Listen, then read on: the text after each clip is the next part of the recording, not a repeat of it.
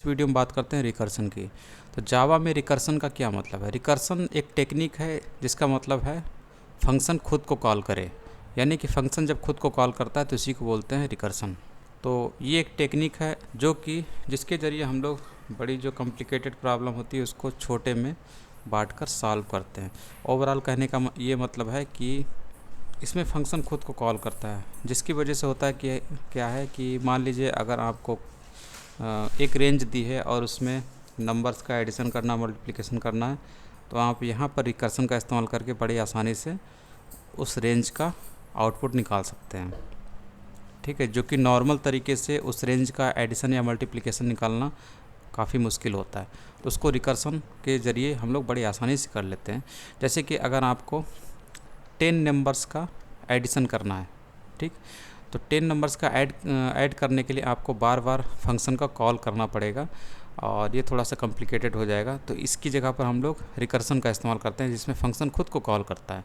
जैसे कि इसी एग्जांपल को अगर हम समझने की कोशिश करें, इसमें आप देख रहे हैं कि सबसे पहले इसमें आपको एक मेन क्लास दिख रहा होगा जिसकी बॉडी है इस कर्ली ब्रैकेट से इस कर्ली ब्रैकेट के बीच में, जिसके अंदर आपको ये कोड दिख रहा होगा। और ये कोड दो मेथड के रूप में है, यानी कि फर्स्ट मेथड ये है जो कि मेन मेथड है जहाँ से एग्जीक्यूशन की स्टार्टिंग होती है, और दूसरा मेथड ये है। ठीक है, जो ये वाला मेथड है इसका नाम है सम और ये मेन मेथड है।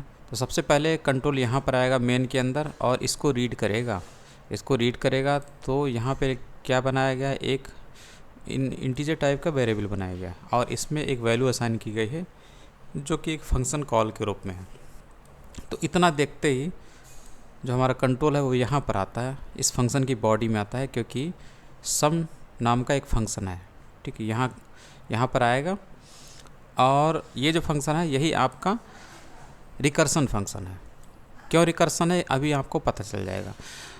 तो हम लोग जब इस फंक्शन में इसको कॉल करते हैं यहाँ पर और जब इसके अंदर 10 पास करते हैं तो कंट्रोल जब यहाँ पर आता है तो इस के में 10 वैल्यू आ जाती है। उसके बाद यहाँ पर जब कंट्रोल आता है तो यहाँ पे टेस्ट होता है कि के, यानी यहाँ पर के में कितनी वैल्यू आई थी 10, तो कि क्या ये जो के है यानी 10 0 से बड़ा है, तो 10 तो 0 से बड़ा होता है, ये आपको ट्रू मिल जाता है। उसके बाद इफ़ की बॉडी में जो कोड पड़ा हुआ है ये वाला ये रन करेगा। तो यहाँ से क्या रिटर्न होगा, रिटर्न लिखा हुआ है, यानी कि इतनी चीज़ें रिटर्न होंगी। कहाँ पे रिटर्न होगी, जहाँ पर इस फंक्शन को कॉल किया गया होगा। इस फंक्शन को कॉल कहाँ पे किया गया, यहाँ पर, यानी इस जगह पर ये वाली वैल्यू रिटर्न हो जाएगी। तो सबसे पहले रिटर्न होगा तो यहाँ पर क्या आ जाएगा, के प्लस सम के माइनस 1। तो के की वैल्यू कितनी है, 10 है, तो यहाँ पर आएगा 10 और उसी के बगल में लिखा हुआ होगा सम के माइनस 1 यानी कि 9। तो सम 9 यहाँ पे लिखा हुआ होगा। तो यहाँ पे एक्चुअल में आपका लिखा हुआ होगा फर्स्ट टाइम जब ये चलेगा 10 प्लस सम 9। अब आप इसमें देखेंगे जो सम 9 लिखा रहेगा कुछ इस तरीके से।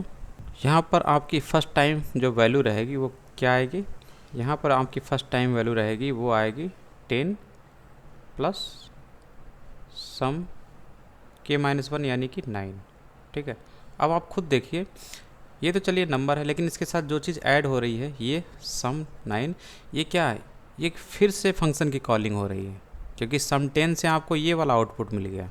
उसके बाद यहाँ पर फिर से सम 9 आ गया, तो सम 9 से फिर से क्या हुआ, फंक्शन की कॉलिंग हुई। तो कंट्रोल यहाँ पर आएगा, ठीक है, और INT के में 9 आया, फिर यहाँ पे टेस्ट होगा इस जगह पर, और यहाँ पर क्या हो रहा है, 9 इज ग्रेटर देन 0, सही है यानी ट्रू है।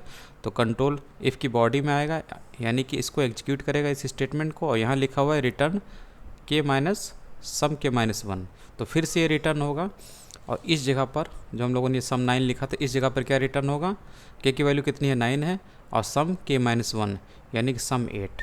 यानी कि ओवरऑल इस जगह पर क्या चीज़ रिटर्न होगी, 9 प्लस सम 8। ठीक है, ये रिटर्न होगा।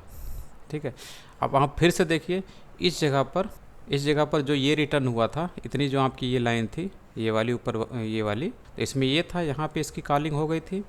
ठीक है, तो इसकी वजह से क्या रिटर्न हुआ, केवल इस सम 9 की वजह से आपको ये चीज़ रिटर्न मिल रही है। ठीक है, अब इसमें भी आपका ये सम 8 फिर से कॉलिंग हो गई, क्योंकि सम ये क्या है, बार बार फंक्शन खुद को कॉल कर रहा है, ठीक है। तो फिर उसके बाद इससे आपका आउटपुट क्या आएगा, सेम इसी टाइप में चलेंगे, ठीक है। तो यहाँ पर कंट्रोल आएगा और सम INT 8, ठीक। फिर 8 इज़ ग्रेटर देन 0, फिर ये लाइन फिर से एग्जीक्यूट होगी।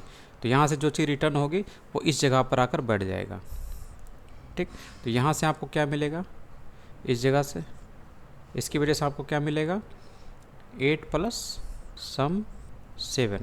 इस तरीके से ये सीरीज चलती रहेगी। तो ओवरऑल आप जब इसको ऐड करेंगे, ये सब सारी ये जब धीरे धीरे इस तरीके से चलती रहेगी, तो लास्ट में आपको कुछ इस तरीके से मिलेगा, इस तरीके से आपको मिलेगा। यानी कि ओवरऑल ये पूरा जो नंबर है वो सब इसमें ऐड हो जाएगा। और यहाँ पर ये जब सम 0 होगा, यहाँ पे सम 0 होगा, तो इसी समय ये कंडीशन हो जाएगी फॉल्स, ठीक। ये कंडीशन फॉल्स हो जाएगी, तो सम 0 से आपको क्या मिलने वाला था, 0 ही मिलेगा, ठीक। तो overall 10 plus 9 plus 8 plus 7 plus 5 plus 6 plus 4 plus 3 plus 2 1 plus 1 plus 0, ठीक। तो इसका आपको कम्प्लीटली एक सम मिल जाएगा, जो कि आपके इससे रिजल्ट में स्टोर होगा और उसके बाद आप यहाँ से प्रिंट करा लेंगे। इस तरीके से ये काम करेगा। तो आप देख रहे होंगे ये जो रिटर्न है, जो ये रिटर्न कर रहा है, ओवरऑल इसमें एक तो ये टर्म के सही है, लेकिन दूसरा ये जो टर्म है ये फंक्शन की कॉलिंग हो जा रही है बार बार। तो सम 9 से कॉल हुआ, तो सम 9 की वैल्यू कितनी आई, 9 प्लस सम 8। फिर उसके बाद इस एक्सप्रेशन में भी आप देख रहे हैं 9 प्लस सम 8 में भी कि सम 8 आ रहा है, यानी फिर से कॉलिंग हो रही है। तो सम 8 से आपका क्या आंसर आ जाएगा, 8 प्लस सम 7, ठीक है। तो फिर इसमें भी आप देख रहे हैं, इसमें फिर से ये सम 7 एक कॉलिंग है, तो सम 7 से आपका क्या आ जाएगा, 7 प्लस सम 6। ऐसे करके आप जब टोटल ऐड करेंगे, ठीक है, तो ये सारे नंबर जो आपके इंटीजर के रूप में ऐड होते चले जाएंगे, तो लास्ट में आपका सम 0 से 0 आएगा और सम 1 से तो आपका 1 ही आएगा, ठीक। तो इस हिसाब से ये काम करेगा। आपका कंप्लीट आउटपुट इस रिजल्ट नाम के इंटीजर वेरिएबल में स्टोर हो जाएगा। तो इस तरीके से इसका होता है, ठीक है, जो कि आप यहाँ से प्रिंट एलन से प्रिंट कराएंगे तो आपका यहाँ पर आंसर मिल जाएगा।